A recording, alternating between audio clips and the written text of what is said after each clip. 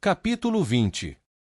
A brisa soprava pela rua em frente ao dedo Chikov, levantando pequenas nuvens de poeira e folhas secas enquanto ela passava a mão por todo o focinho longo do cavalo, apoiando a palma da mão no focinho dele. Não é fácil, né? Disse ela, apoiando a mão na rédea do cavalo. Ter que rebocar aquela carruagem o dia todo. Obrigada. O cavalo relinchou suavemente, encostando o focinho na bochecha de ela. Ela se encostou nele, sentindo o calor da apreciação do animal. Você tem jeito com animais. Ela ergueu os olhos e viu o cocheiro, Lora, parado na entrada da enseada empoeirada, jogando um trapo velho entre as mãos. Pela aparência, Lora já vira pelo menos 50 verões. Seu olho esquerdo vagava, e ele mancava quase imperceptivelmente. Lora não esperou por uma resposta. Simplesmente sorriu e seguiu em direção à estalagem. Ela deixou um sorriso surgir em seus lábios enquanto coçava os pelos na lateral do pescoço do cavalo. Houve um certo burburinho na cidade quando ela e Farda chegaram mais cedo naquele dia. As ruas empoeiradas estavam lotadas de comerciantes e mascates, vendendo frutas frescas, linho fino, potes, panelas e tudo mais que ela conseguia imaginar. Isso a fez lembrar dos mercados de Miltov. Mas agora, enquanto o crepúsculo lançava seu manto nebuloso sobre as ruas de Faremil e o sol poente banhava as casas com um brilho alaranjado, uma paz desceu sobre elas. Lá em cima, o contorno da lua mau era visível no céu frio de inverno, como uma gravura de giz em uma tela de um azul gelo. Ela sempre amou aquele momento do dia, aquele momento em que conseguia ver o sol e a lua no céu ao mesmo tempo. Do outro lado da rua, uma mãe apressava o filho, de mãos dadas com a dele, enquanto conduzia, arrastava, em direção à casa deles. Ela não conseguiu conter o riso diante da expressão teimosa da criança. Ela se lembrava de Kallen protestando da mesma forma sempre que a mãe tentava levá-lo a algum lugar que ele não queria ir. Ela suspirou, sentindo o coração afundar. Pensamentos sobre o lar eram muitas vezes agridoces. Envolviam-na num cobertor de conforto, aquecendo seu coração. Mas, ao mesmo tempo, saber quanto tempo levaria até que ela visse o rosto da mãe novamente a enchia de uma grande tristeza. Uma leve lufada de ar escapou de Fainir, que jazia encolhido a alguns metros de distância, com a cabeça apoiada nas patas. O pinheiro-lobo não tivera dificuldade em acompanhar a carruagem enquanto viajavam de Antiquar a Berona, não que ela esperasse que ele tivesse. No entanto, ela ainda não tinha certeza de como ele a encontrar em Giza, para começo de conversa, ou porque não estava com seu pai e Kallen. Seja qual for o motivo, ela estava feliz por ele estar ali. Não tinha certeza de como teria lidado sem ele. Já não falta muito. O pinheiro-lobo levantou a cabeça ao som da voz dela, inclinando-a para o lado como se a questionasse, com inteligência em seus brilhantes olhos amarelos. Não me olhe assim. Bufando, Fainir abaixou a cabeça novamente, apoiando o focinho sobre as patas. Ah, então está bem. Não sei bem o que faremos quando chegarmos lá. Vamos até o Tanner, conversamos com ele. Depois, talvez nós. Ele alguma vez responde.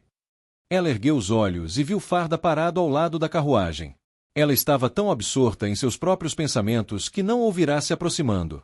Não tinha certeza se algum dia se acostumaria a vê-lo com aquela couraça de aço, com um manto negro sobre os ombros. Na verdade, ele fora uma companhia melhor na viagem do que ela esperava. Ele até contava piadas de vez em quando. Não eram particularmente boas, mas ela percebia que ele estava se esforçando. Ele a encarava agora com aqueles olhos verdes profundos, sempre inquisitivos. A garganta de ela se apertou sob o peso do olhar de Farda, e ela sentia o pulso pulsar nas veias. Toda vez que começava a baixar a guarda, lembrava-se de que ele era o inimigo. Não demonstre fraqueza. Ela estreitou os olhos para ele, franzindo a testa. O tempo todo, disse ela, dando de ombros.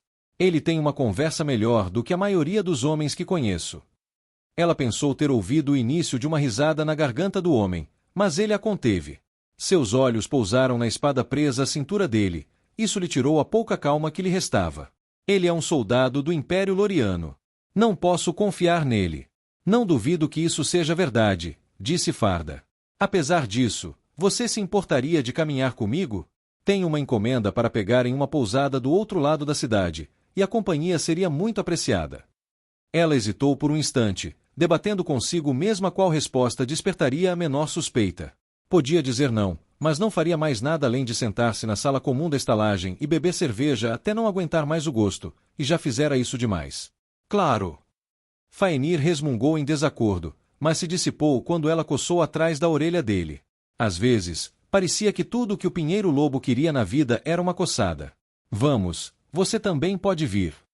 Aqui e ali, pessoas corriam pelas ruas, vestindo apenas camisas e calças finas de linho, apesar da estação. Essa talvez fosse uma das coisas mais estranhas que ela notara no norte, pelo menos ao longo da orla das terras queimadas. Mesmo no inverno, simplesmente não fazia frio. Naquela época do ano, na clareira, ela costumava passar o tempo envolta em um casaco grosso de inverno e luvas. Mas ali, qualquer coisa além de um vestido fino de verão fazia sua testa suar. As ruas vazias contrastavam estranhamente com sua terra natal, onde as vilas ganhavam uma nova vida quando o sol se punha. Ela nunca imaginou que desejaria ouvir as canções e cânticos embriagados que emanavam do dragão dourado depois do anoitecer, mas ela sentia. Havia muito pouco que ela não daria para estar sentada naquele salão comunal, com o hidromel na mão, a família ao seu redor e o aroma de pão fresco no ar. Ela quase tropeçou quando um grupo de soldados lorianos surgiu marchando de uma rua lateral. 4 deles, vestidos com couro preto e vermelho, cada um com uma espada presa à cintura. Ela mal conseguia lutar contra o instinto de correr. Os homens não pareciam diferentes daqueles que os atacaram do lado de fora de Giza. Os que mataram Het. O coração de ela palpitou quando os homens voltaram a atenção para ela. Ela cerrou o maxilar e fechou a mão direita em punho. Boa noite, senhor, disse um dos soldados lorianos, olhando diretamente para além de ela. Soldado, respondeu Farda com um aceno rápido, a voz assumindo um tom autoritário. Ela nunca considerará Farda um homem de fala mansa, mas percebeu a diferença no tom dele quando falava com o soldado em comparação com quando falava com ela. Está tudo bem? Sim, senhor. Não há sinal de nada. Ótimo. Continue. Cada um dos soldados deu um leve aceno enquanto se virava, acelerando visivelmente o passo. Por que há tantos soldados nas cidades e vilas? Ela cruzou os braços sobre o peito enquanto caminhavam. Não que eu devesse estar contando isso, mas pelos relatos que recebi em cada parada, parece que houve um grande número de ataques de Uraka ao longo do sopé de Mardoru e nas bordas das terras queimadas. Até Berona está em alerta máximo. Uma das patrulhas locais aparentemente avistou mais criaturas ao sul da vila. É para lá que estamos indo agora. Preciso dar uma olhada em alguns dos relatos e confirmar o que eles viram. Ela fez o possível para não demonstrar surpresa. Os Uraks que Kalen encontrara na floresta de Ol eram uma coisa, mas isso era diferente. Um arrepio percorreu sua espinha enquanto imagens da última vez que os Uraks atacaram a clareira, a noite em que Ain morreu, passavam por sua mente. Como se pudesse sentir o medo que começava a se instalar na mente de ela, Fainir aninhou-se na lateral do quadril dela, quase a desequilibrando. Ela sorriu para ele, arrepiando os pelos da nuca dele enquanto caminhavam. Farda, o que exatamente você é? O que eu sou? O homem levantou uma sobrancelha, inclinando a cabeça levemente ao ouvir a pergunta. Quero dizer, você faz parte do exército Lorian, mas não me disse o que faz. Entendo, disse Farda, hesitando por um instante. Sou uma justiçar. Ela continuou a encarar Farda, deixando o silêncio preencher o ar entre elas. Sirvo à vontade do imperador em todo o continente. É meu dever caçar traidores do império e liderar a linha de frente caso nos encontremos em tempos de guerra. É uma função que envolve muitos deveres, a maioria dos quais não está claramente definida. Entendo, disse ela, concentrando-se na pergunta que realmente pretendia fazer. E o que a trouxe ao sul? Um sorriso tênue se abriu na boca de Farda, transformando-se num meio sorriso relutante. Ele se virou e acenou com a cabeça para frente, ignorando a pergunta. Chegamos. O prédio à sua frente tinha 2 andares e facilmente 3 vezes o tamanho do dragão dourado. Uma grande placa de madeira com os dizeres "O Baú do Salvador" pendia de um poste que se estendia do 2º andar. Ela se ajoelhou e passou a mão pelos pelos do pescoço de Faenir. Você vai ter que ficar aqui fora, tá?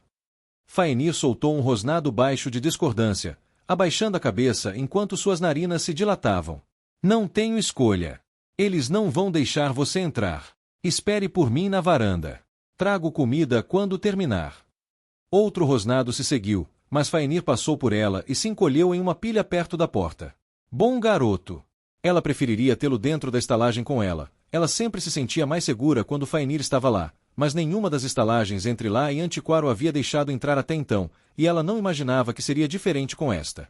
O calor da estalagem acariciou o rosto de ela quando ela passou pela porta atrás de Farda, seguido rapidamente por uma onda de sons, o tamborilar das conversas, o tilintar das canecas e os gritos excitados de jovens bêbados.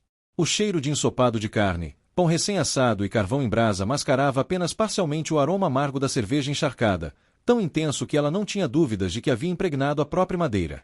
Com exceção das criadas, do bardo tocando flauta no canto da sala e da mulher esguia que estava atrás do balcão com um olhar severo no rosto, ela não achava que houvesse uma única pessoa na sala comum que não fosse um guarda da cidade ou um soldado. Armas, por favor. Ela não notara o jovem desengonçado de longos cabelos negros parado à direita da porta, com uma fileira de suportes de madeira para armas na parede atrás dele. O jovem usava uma jaqueta de couro escura sobre uma camisa de linho e as calças estavam enfiadas nas botas. Eu sou Farda Kirana, Justi. Não importa quem você seja, com todo respeito, disse o jovem, dando de ombros e fazendo beicinho. Ela não achou por um segundo que houvesse um pingo de respeito em sua voz. Aqui não são permitidas armas. Bebida e aço não combinam. Pelo canto do olho, ela viu Farda levar a mão ao bolso da calça, o bolso onde guardava as moedas. Mas, pouco antes de enfiar a mão lá dentro, seu olhar cruzou com o dela, e ele puxou a mão de volta para o lado. Não, acho que não, disse ele, soltando um suspiro. Ele desamarrou o cinto da espada e o entregou ao jovem. Antes de soltar a bainha, Farda puxou o jovem para mais perto e o encarou. Se eu voltar e essa espada não estiver aqui, eu te mato. O jovem engoliu em seco e respondeu com um breve aceno de cabeça. Os pelos da nuca de ela se arrepiaram. Havia algo no jeito como Farda falava que a fazia acreditar que ele falava sério. Os olhos de Farda encontraram os dela mais uma vez enquanto se afastavam do jovem à porta. Ele não precisava falar. A frieza em seu olhar dizia tudo. Acenando para alguém do outro lado da sala, Farda virou-se para ela e tirou uma pequena bolsa de moedas do bolso do casaco. Aqui, só vou demorar alguns minutos. Por que você não pega uma bebida? Volto logo. Ela ergueu a sobrancelha, firmou os pés e franziu a testa. Eu tenho minha própria moeda, muito obrigada, disse ela antes de ir em direção ao bar. Enfiou o punho fechado no bolso do casaco enquanto caminhava entre os grupos de soldados bêbados, encarando qualquer um cujo olhar se demorasse mais do que deveria. Por que você não pega uma bebida? Ela murmurou enquanto se erguia em um banquinho, apoiando os braços no balcão longo e manchado que dava para o bar. Assim que relaxou no banquinho, ela soltou um suspiro involuntário e seus ombros cederam. O problema de ficar com raiva era que isso deixava as outras emoções entrarem, e ela não conseguia lidar com elas, ainda não. Um leve tremor tomou conta de suas mãos e sua garganta se apertou como se a vida estivesse sendo espremida dela. Por um momento, ela estava de volta à estrada do Mercador para Giza, o vento levantando espirais de poeira no ar, seu coração partido ao meio enquanto olhava para a pilha de pedras empilhadas que marcava o local de descanso de Rhett. O peito de ela se apertou e ela podia sentir as lágrimas começando a arder nos cantos dos olhos. Ela respirou fundo, cerrando os maxilares, contendo as lágrimas. Ela não podia se dar ao luxo de chorar. Ela não podia se dar ao luxo de dar a Farda motivos para fazer mais perguntas. O luto não era um luxo que ela pudesse se dar. Então, fechou os olhos por um instante, enterrou a agonia no fundo do coração e expirou. Abrindo os olhos e enxugando a umidade da bochecha direita o mais discretamente possível, ela chamou o estalajadeiro. Posso pegar uma cerveja, por favor? A estalajadeira de expressão azeda assentiu beligerantemente para ela, estreitando os olhos. Ela parecia prestes a fazer uma pergunta, mas apressou-se em pegar uma caneca de trás do balcão e abrir a torneira de um dos enormes barris atrás dela. 2 moedas de cobre. Ela encarou a mulher, sustentando o olhar por um instante antes de tirar 2 moedas de cobre da bolsa. Relutantemente, entregou-as ao estalajadeiro antes de agarrar a alça da caneca e tomar um grande gole do líquido amarelado que se espalhava por dentro. Ela estava melhorando. Mal fazia caretas ao sentir o gosto. Rhett ficaria orgulhoso. Está piorando. Ela se mexeu na cadeira, virando-se apenas o suficiente para poder ver o grupo de soldados curvados sobre uma pequena mesa de madeira, com bebidas nas mãos, ouvindo um homem falar. Meu irmão é o comandante do batalhão em Fort Arken. Ele me enviou uma carta na semana passada. Diz que os Uraks atacam pelo menos uma vez por semana, e cada vez mais. Diz que não vai demorar muito para eles pularem os muros. Carreguem essa merda, gritou um dos outros soldados, recostando-se e tomando um gole profundo de sua bebida. Nada vai passar pelos muros do Fort Arken. Aqueles muros têm 30 metros de altura e têm mais arqueiros do que você conseguiria abalar um cachorro. Você está chamando meu irmão de mentiroso? Disse o primeiro homem, batendo a caneca na mesa e se inclinando para frente, com os olhos na altura dos do outro. Ela conseguia entender exatamente por que as armas estavam guardadas na porta. Nós, Urnels, não somos mentirosos. E se eu estiver? Então eu vou. Ela se virou um pouco, tentando ouvir a discussão. Mas o homem havia parado e agora estava erguendo a cabeça. Você vai o quê? Gritou o outro soldado, levantando-se de um salto. O que você vai fazer? Cala a boca, seu idiota. Não está ouvindo. Não mude de assunto. A discussão descambou para uma confusão indecifrável de rugidos e insultos arrastados. Mas ela conseguia ouvir os gritos.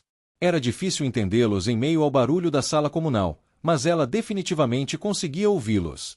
Algo estava acontecendo lá fora. Ela olhou para Farda, que estava sentado do outro lado da estalagem. Ele conversava intensamente com dois homens e uma mulher, todos os três vestidos com os couros vermelho e preto do Império, e a mulher tinha marcas prateadas no ombro. Virando o último quarto de cerveja de uma só vez, ela deslizou a caneca de volta para a estalajadeira. Mais uma, por favor. Ela fez questão de abrir um sorriso largo e manter contato visual com a mulher de cara amarrada enquanto jogava mais 2 moedas de cobre no balcão. Volto em 1 minuto. O que quer que estivesse acontecendo lá fora, provavelmente eram apenas soldados bêbados discutindo. Ela queria dar uma olhada em Fainir. Ela não gostava de deixá-lo sozinho, e ele era melhor companhia do que qualquer um naquela estalagem imunda. Ela lançou um último olhar para Farda enquanto atravessava a estalagem. Ao fazê-lo, ele ergueu os olhos e cruzou com os dela. Ele ergueu uma sobrancelha, mas ela o ignorou e continuou em direção à porta. Ele poderia segui-la quando terminasse. O ar fresco da noite a recebeu quando ela abriu a porta e saiu, deixando o barulho da estalagem desaparecer. Ela encontrou Fainir exatamente onde o havia deixado, mas ele não estava mais encolhido, amontoado. Ele estava em pé, com as orelhas em pé, um estrondo profundo ressoando em seu peito enquanto olhava para a noite. O que foi?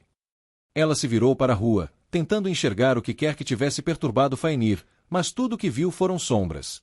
A única luz que iluminava as ruas era o brilho fraco da lua e uma vela ocasional que ficava em uma janela aqui e ali.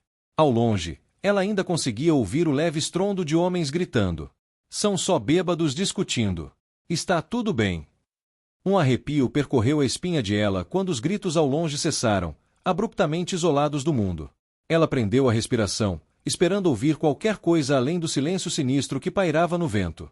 Mas a noite de repente se tornará estranhamente silenciosa. Momentos se passaram em que os únicos sons que ela conseguia ouvir eram as batidas do próprio coração e o rosnado de Fainir ressoando em seu peito. Uma onda de consciência percorreu o corpo de ela quando Fainir se aproximou dela, com os pelos eriçados, o nariz franzido e o rosnado se aprofundando. O som de terra sendo esmagada sob as botas soou à direita. Ela virou a cabeça bruscamente, o sangue gelando nas veias e o estômago revirando de ansiedade. Uma onda de alívio a inundou quando 3 guardas saíram da sombra de uma rua lateral e começaram a caminhar em sua direção. Ela soltou um suspiro, despenteando os cabelos da nuca de Fainir. Seus pelos não se arrepiaram, e o rosnado baixo em seu peito persistiu. Apoiando a mão na nuca do pinheiro-lobo, ela sentiu algo. Algo que não conseguia identificar. Era como se a preocupação de Fainir estivesse se apoderando da consciência de ela. Fainir, está tudo bem. Olha, é só. O coração de ela se apertou quando uma enorme lança negra cortou a noite. Ela atingiu um dos guardas na lateral, levantando do chão e o jogando no chão, espalhando sangue pela terra. O homem não se mexeu. Outra lança seguiu imediatamente, atravessando o lateral da cabeça do segundo guarda, lançando uma nuvem de névoa de sangue no ar. O corpo do guarda ficou mole e caiu no chão, levantando espirais de poeira ao vento.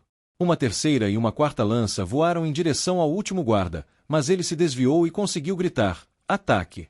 Estamos sob ataque! Antes de uma quinta lança atravessar seu peito com tanta velocidade que o manteve em pé, com a ponta enterrada no chão. Antes que ela pudesse sequer pensar em se mover, criaturas enormes e desajeitadas, de pele clara, surgiram das sombras, uivando e gritando. Ela os reconheceu da noite em que Ain morreu, Urax. Cada um deles tinha pelo menos 2 metros de altura, seus olhos vermelho-sangue brilhando na escuridão. Alguns usavam vários pedaços de aço desgastado e armaduras de ferro. Peitorais, grevas, capacetes. Mas a maioria estava sem camisa, carregando espadas e lanças enegrecidas. Ela queria se mexer. Queria correr, mas não conseguia. Seus pés não respondiam a nenhum comando que ela lhes dava. Por mais que gritasse mentalmente, ela estava paralisada. Faenir saltou na frente dela, rosnando, com a cabeça abaixada em direção ao chão e os pelos eriçados no ar. À medida que as criaturas se aproximavam, soldados e guardas começaram a atacar pelas ruas laterais e portais. Mas foram abatidos tão rápido quanto apareceram. Gritos e berros ecoaram pela noite. Urax! Urax! Estamos sob ataque! O que está acontecendo lá fora? Um soldado irrompeu da estalagem atrás de ela bem a tempo de enfiar uma lança enorme na caixa torácica, prendendo no batente da porta. Ela gritou ao ver o homem pendurado ali, com sangue escorrendo do flanco e escorrendo para a varanda de madeira da pousada. Seus olhos estavam vazios, sem vida. Ela cambaleou para trás, tropeçando em um balde, que a jogou no chão de terra batida. Uma dor aguda percorreu suas costas ao atingir o chão. Fazendo uma careta, ela olhou para cima e viu um Uraque avançando em sua direção, com uma longa espada negra na mão e um uivo gutural escapando da garganta.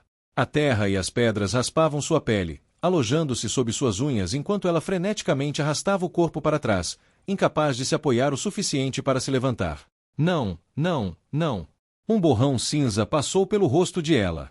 Com um rosnado feroz, Faenir saltou sobre a criatura, seus membros poderosos erguendo-a no ar, suas mandíbulas apertando o pescoço do Uraque. O Uraque atacou Faenir, cravando o punho de sua lâmina nas costas do pinheiro-lobo, mas Faenir resistiu, apertando com mais força. Ela observou o Uraque cambalear, com sangue escorrendo pelas mandíbulas de Faenir. Faenir balançou a cabeça de um lado para o outro, cravando os dentes ainda mais fundo no pescoço da fera, dilacerando sua carne.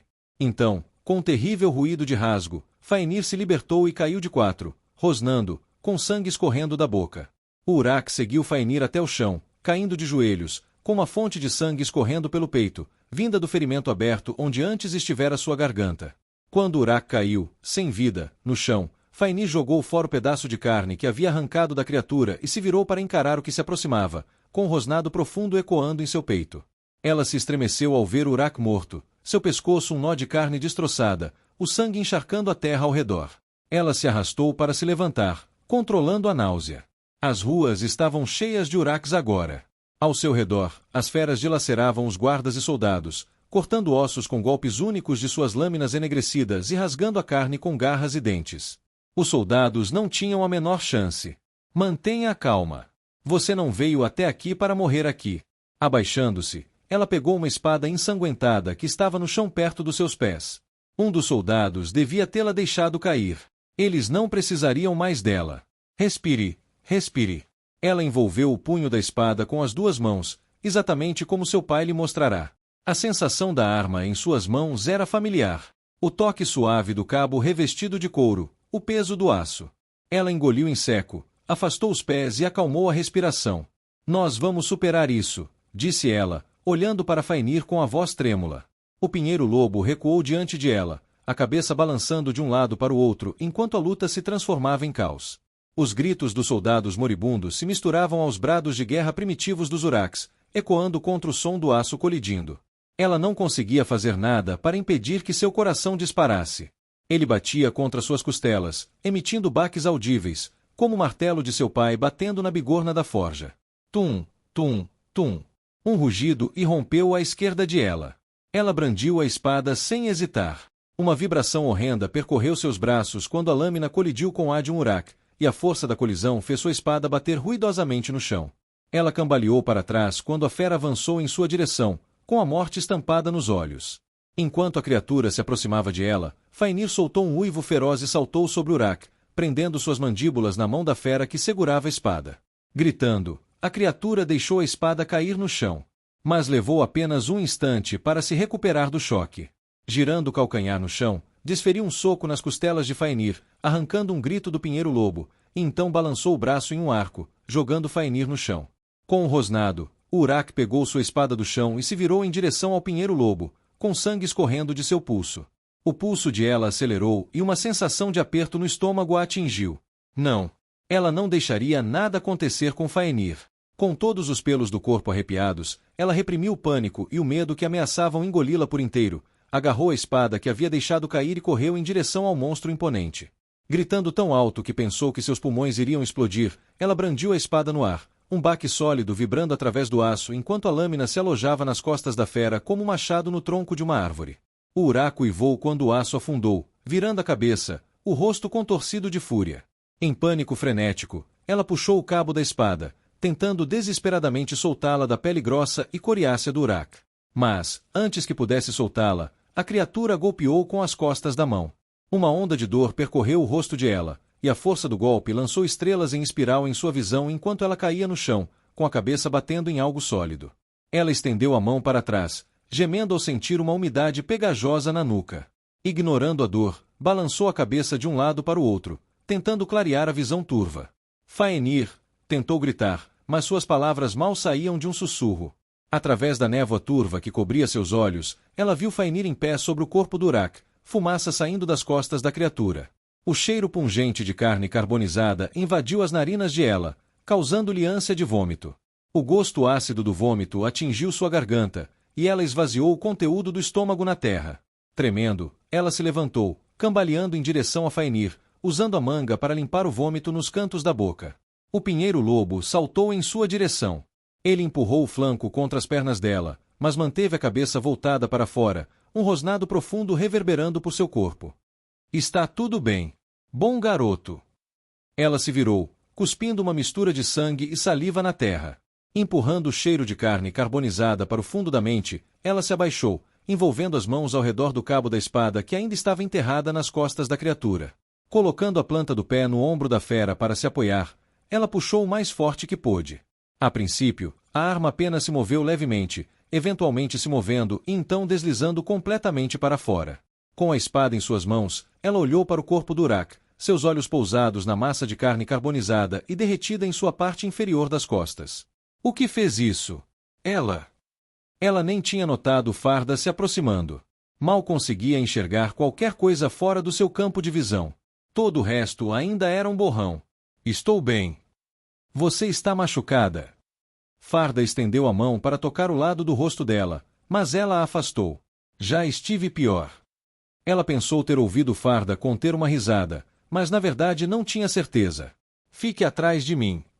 Farda se colocou entre ela e os 5 Uruks que avançavam, sem sequer uma faca nas mãos. Sua espada ainda devia estar no cavalete no baú do Salvador. O que ele está fazendo? Ele vai morrer. 4 Uruks atacaram juntos, brandindo suas espadas em arcos amplos. Mas o 5º passou direto, em direção a ela e Faenir. Ela se pôs de pé enquanto o Uruk se aproximava, com seus olhos vermelho-sangue fixos nela, a boca repuxada num sorriso horrível, expondo seus dentes amarelos e irregulares. A pele cinzenta e coriácea da criatura ondulava enquanto corria, seus braços musculosos brandindo a espada acima da cabeça. Antes que a fera pudesse alcançar ela, Faenir investiu. O pinheiro-lobo atingiu o peito do Uruk, rasgando sua pele e o desequilibrando. Quando o Uruk ergueu o braço para atacar Faenir, ela transferiu o peso do corpo para a pata traseira e brandiu a espada, cortando o pulso da criatura. Ela sentiu uma resistência inicial quando a lâmina encontrou o osso, mas então o peso do golpe a sustentou. O Uruk uivou de dor enquanto cambaleava para trás, com o rosto contorcido de agonia e fúria. Com a mão boa, agarrou Faenir pelo pescoço e o jogou no chão, arrancando um gemido rosnado do pinheiro-lobo. Faenir se levantou e saltou sobre o Uruk mais uma vez, cravando os dentes na perna da criatura. Puxando o braço para trás, ela investiu. Ela havia aprendido com a tentativa anterior e, em vez de golpear a lâmina contra a pele grossa, lançou seu peso no golpe e cravou a espada no queixo do Uruk. Sangue jorrou do ferimento, e os olhos do Uruk reviraram para a nuca. Nuvens de terra e poeira voaram para o ar enquanto a criatura caía de costas na terra compactada, com a vida se esvaindo de seus ossos. Ela desviou o olhar do corpo sem vida da criatura, com medo de olhar para a Farda. Ao fazê-lo, viu que o homem segurava uma lâmina enegrecida nas mãos, e um de seus agressores já jazia sem vida no chão, com sangue se espalhando pela terra. Farda desviou os golpes dos Uruks restantes antes de cravar a lâmina no peito de uma das feras. O Uruk cambaleou para trás e caiu no chão. Esquivando-se das lâminas dos 2 Uruks restantes, Farda estendeu a mão, como se estivesse agarrando o ar. Ela ofegou quando a lâmina enegrecida no peito do Uruk morto tremeu por meio segundo e então se lançou nas mãos de Farda. Com um movimento suave, Farda agarrou a lâmina, girou e decepou o braço mais próximo do Uruk, que segurava a espada, na altura do cotovelo.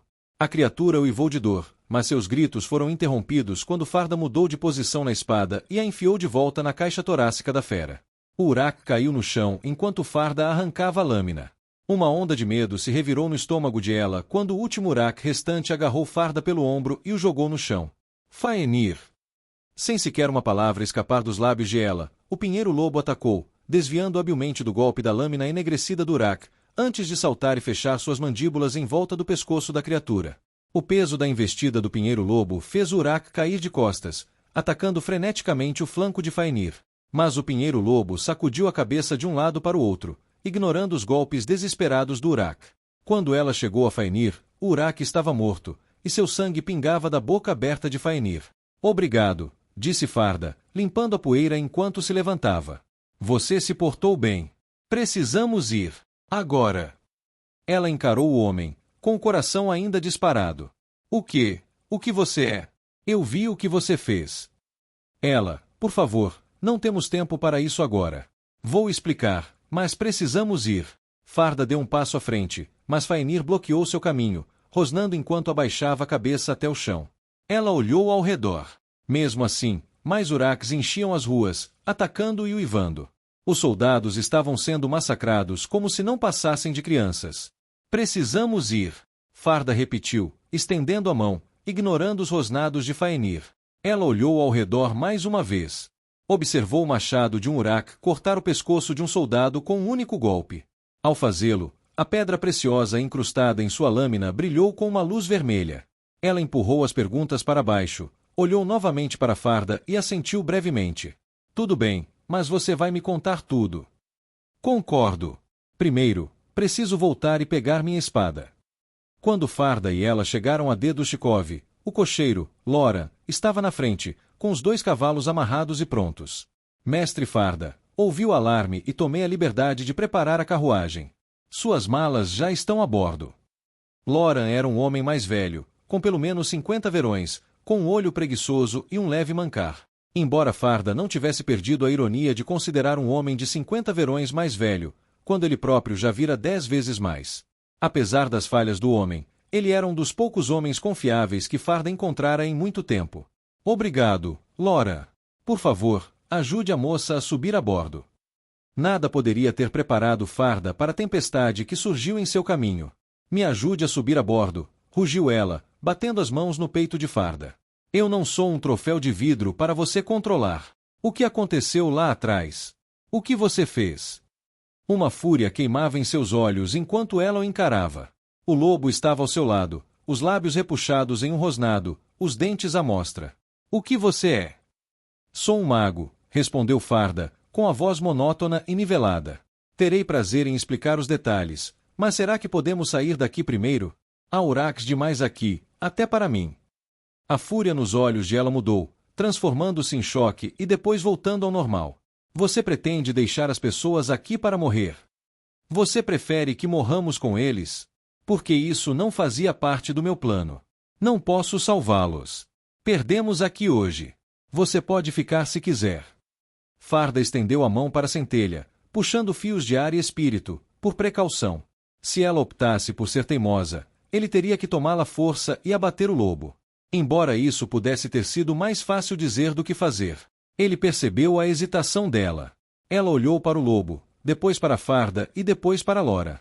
Minhas malas estão a bordo. O cocheiro assentiu. Estão sim, senhorita. Ela se ajoelhou e sussurrou algo no ouvido do lobo. Farda observou o animal rosnar antes de saltar para a noite. Lançando um olhar de escárnio na direção de Farda, ela passou furiosa por ele e subiu na carruagem. Farda soltou a centelha. Soltou um suspiro e enfiou a mão no bolso da calça. Passou os dedos pelas bordas duras da moeda familiar.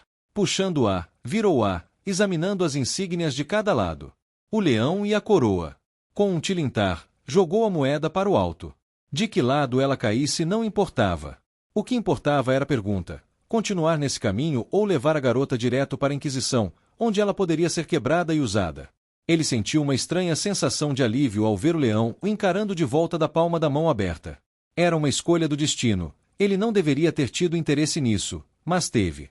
A neve rangia sob os cascos dos cavalos enquanto o grupo avançava pela noite. Aleron não perderá tempo em reunir um grupo que os levaria em segurança até Arisfal.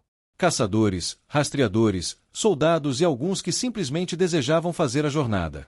Eram quase 50 agora, 12 cavalos ao todo, com o restante viajando a pé. Kallen sentia valeres acima de sua cabeça. Podia sentir o vento ondulando sobre suas escamas, ver a floresta se estendendo por quilômetros em todas as direções em pinceladas de verde mosqueado e branco cintilante, sentir o cheiro do sangue fresco que pingava de um veado ferido a mais de 1 quilômetro de distância. Balançou a cabeça, afastando valeres da mente. Às vezes, a distância entre eles era tão tênue que ele sentia que poderia se perder se forçasse demais.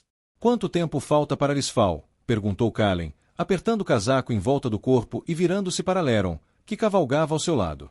Cerca de 2 semanas, talvez mais. Viajar leva um pouco mais de tempo aqui do que de onde você veio. A neve e o frio contribuem para isso. Mas há algumas vilas ao longo do caminho, e caminhamos por essas terras desde crianças. Não é a jornada em si que precisamos nos preocupar. Kallen levantou uma sobrancelha. Os ataques dos Uraks se tornaram cada vez mais frequentes nas últimas semanas, disse a Leron, dando de ombros com ar sombrio. E como se não bastasse, toda a atividade deles parece ter irritado os dragões. O quê? Kallen quase caiu da sela. Não sabia bem por quê. Nos últimos meses, aprenderá sobre magia verdadeira, dragões, Uraks, Keratlins. Nenhum conto de fadas deveria tê-lo surpreendido. Eu pensei que dragões fossem apenas histórias. Eles podem estar no lugar de onde você veio. Mas aqui, eles são muito reais e podem abrir um buraco no meio de um cavalo com um único golpe. Geralmente caçam sozinhos, mas, como eu disse, a atividade dos Urak parece tê-los irritado. Ouvimos relatos recentemente de que eles atacam em bandos. Malditos safados! O que faremos se eles atacarem? Bem, temos algumas maneiras de lidar com eles, mas geralmente só precisamos lidar com um de cada vez. Nesse caso, talvez você possa rezar para Chiron. Kallen soltou um suspiro. Ótimo! Murmurou. Leron riu. Com sorte, não vamos encontrá-los. Sorte não é algo que parecemos ter muito, respondeu Kallen, os cantos da boca se torcendo em uma carranca.